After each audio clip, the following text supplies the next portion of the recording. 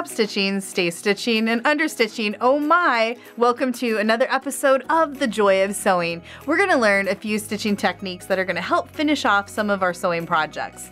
All right, let's go ahead and start with top stitching. You might guess that that is exactly what it says it is. You're going to stitch on the top of something. This might be an area where you would put on a pocket or any kind of decorative stitching that's going to show up on the outside of a garment. I have this dart. We sewed this actually in a previous episode if you learned about dart sewing. But here we're going to go ahead and top stitch down the dart. I do this actually for decorative purposes, sometimes on wool coats that I make with a contrasting thread, and it looks beautiful. But just know that you can do anytime you want a decorative stitch around like a pocket or something. It's a really great effect. So what we're going to do is you can change your needle to a top stitching needle if you like. Universal needle on your machine will work as well. Just pay attention to the stitches that you're using and if you need to change the foot, which we showed you in a previous lesson. But we're going to go ahead and just do a basic straight stitch, and we're going to top stitch down the seam allowance on our dart. When you top stitch, you want to decide how close your stitches are to whatever edge you're sewing. Now, in this instance, the stitching is not going to be against the edge of my fabric. Instead, I'm going to be using the fold line here where my dart is sewn as my reference point. And there are several different ways that you can mark this. You can literally take chalk and mark a line on your fabric, but only do that if the chalk is going to come off of that particular type of fabric easily. The other thing you can do are use the lines that are on your presser foot as a reference. Some machines even have a laser. So if you have that feature, you can utilize the laser here. But most people are just going to use markings that are on their foot. I actually can see a little bit of a groove right here, and I'm going to line that groove up. And so as I'm sewing, I'm going to be looking at that groove, making sure that that's following right along the line here. I'm going to start on the outside of the fabric, and because there'll be seam allowance, I'm going to back stitch. And then I'm going to sew forward, again, continually lining up my reference point with the edge of the fabric. At the end of the dart, you can determine how far you're going to go to the tip, or if you're going to stop just shy of the tip of the dart. You can back stitch, or on a dart, if you're top stitching, you might pull the threads through to the back side and manually tie them off. I just did a simple little back stitch right here. Now, the stitching on here ended up being a little bit wide, and I think it's a little bit far away from my seam. And so what I might do is go back in and adjust the length so that it's shorter, and then I might actually adjust what reference point I'm using. So I always test my stitches and things before I even sew them on my actual project. That way I don't have to use my seam ripper and take things out, and it's just a good way to get a feel for how a certain stitch, how the placement looks, and how accurate it was. So I'm just going to flip this over and practice on the other side of my dart, and I'm going to use a new reference point on my foot. Let's see how this turns out.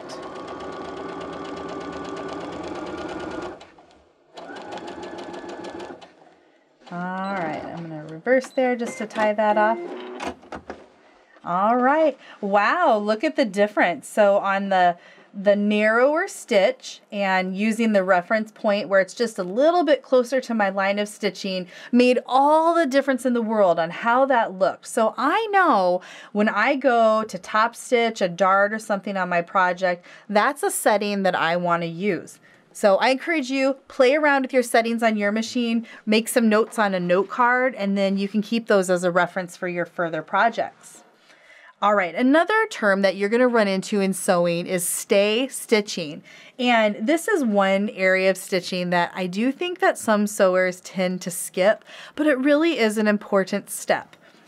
On this piece of fabric, you can see that I have a curve cut out. What does that look like? Does that look like any particular shape to you? This could be an armhole, it could be a neckline, it could be a waistline. anywhere on a garment that has a curve to it, what happens is the fabric is able to stretch a lot. That's called the bias. And you don't want a neckline to be wavy or an armhole to buckle. You want them to hug the body nicely. And so if you're going to join a sleeve or something to the edge of the fabric, you need to stabilize that seam. And stay stitching is a way to do that. I'm going to pull my thread back under my foot there, and usually your pattern will tell you where to stay stitch, but it's usually just under the width of your seam allowance, which is how far in you're going to sew. We're going to talk about that in an upcoming episode, so if you want to know more, check out that one on pattern markings. But what we're going to do is we're going to go ahead and I'm going to use a little bit of a longer stitch, not a basting or gathering stitch, but just a little bit longer. And I'm curving my fabric.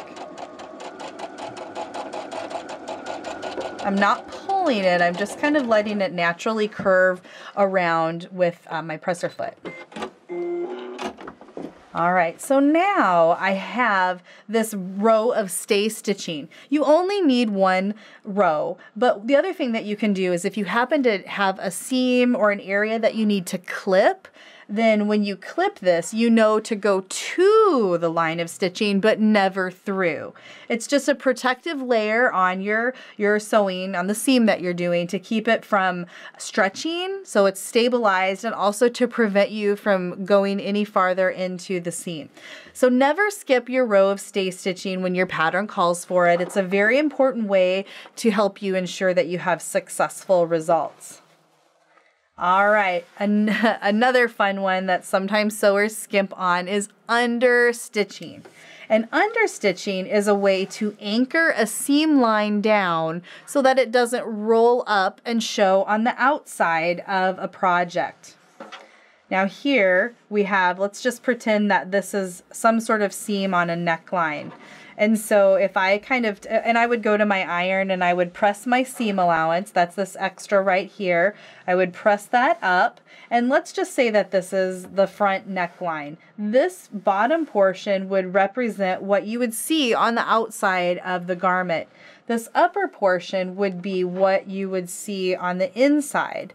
So if I folded that, this is what the edge of your fabric would be.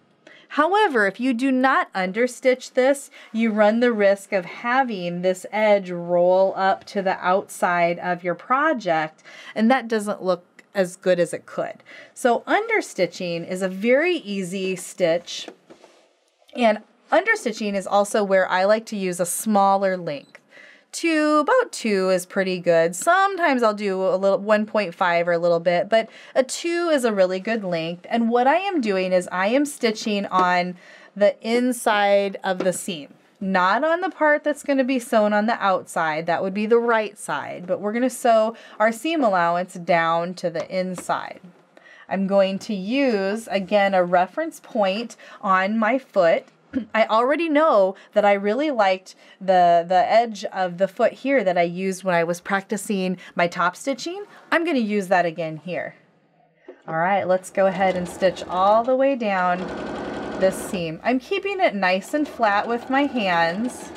And top stitching, edge stitching, stay stitching are areas where don't feel like you have to go through them 100 miles an hour, because you do want these to be fairly accurate. If you feel you need to slow your machine down so that you're sewing the seam or the top stitching correctly, go ahead and do that. That's going to give you the ultimate amount of control. But if you want to go just a little bit faster, you can do that too. Whatever you're comfortable with. All right, we're going to reverse there and cut that off. So here is what our understitching looks like. I would go to my iron and press that down again. But now, when I turn that to the inside, and I would go put another press on that as well. Let's flip it over. Here is what this looks like on the back side. You can see that the seam rolls to the back. You have the understitching, which is holding your seam allowance down, and you have a nice edge that's not going to roll. It's very hard for that excess it's hard for me to even make that roll up. So you can see that understitching helps create a nice edge. So that could be, let's just wrap that around my wrist here. That could be the bottom of a sleeve. That could be a neckline, but see how that nice edge looks on there. So I encourage you to never skimp on those extra lines of stitching that your patterns and your instructions build in for you to do, because they're there to do specific things to help your sewing be the best that it can be.